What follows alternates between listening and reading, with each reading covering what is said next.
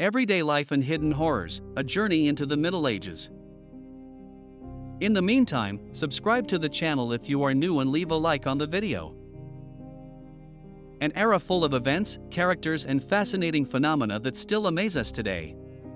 Although often remembered as a dark age, the Middle Ages were actually an era of great innovation and knowledge.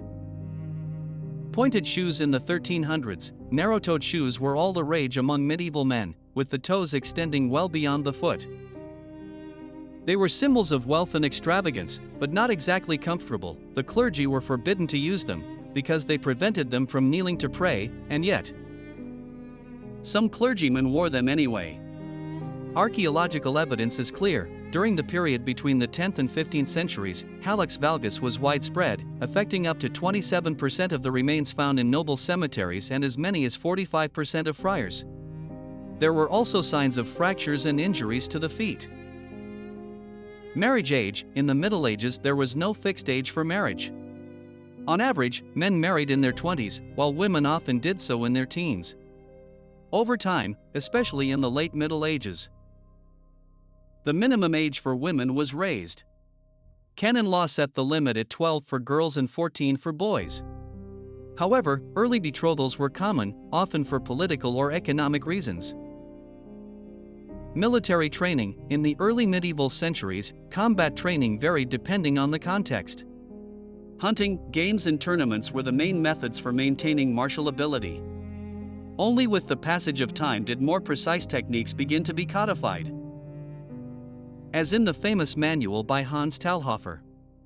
And even though there were no standing armies, in the 15th century King Charles VII of France established one to make training more uniform.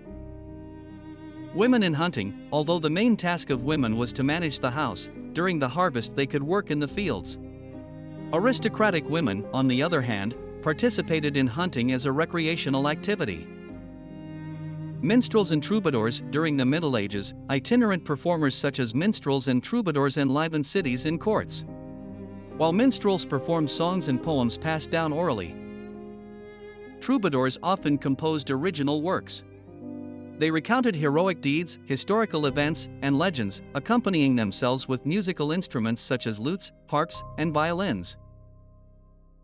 Peasants and the concept of time. Many medieval peasants did not know the exact year, being mostly illiterate. Monks and royal officials did, but time was marked more by agricultural seasons and religious holidays than by modern calendars. Sacred relics and pilgrimages. There was no entrance fee to see a relic, but an offering was often left. Pilgrims made expensive journeys to venerate relics such as bones of saints or fragments of the cross. Spirituality was often intertwined with commerce and curiosity. Medieval fishing. Although manuscripts mostly show nets, fishing rods existed and were used, although they were less efficient.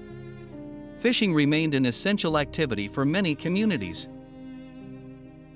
Bankers in the Middle Ages. Lending money was regulated by religion. Usury was forbidden by the church, which is why many bankers were Jews. From the 10th century onwards, new figures emerged such as merchant bankers, money changers, and pawnbrokers. Banking became increasingly sophisticated, especially in Renaissance cities. That's all for today, and what do you think of these medieval traditions? Let me know in the comments and don't forget to subscribe to the channel if you're new. See you next time, bye.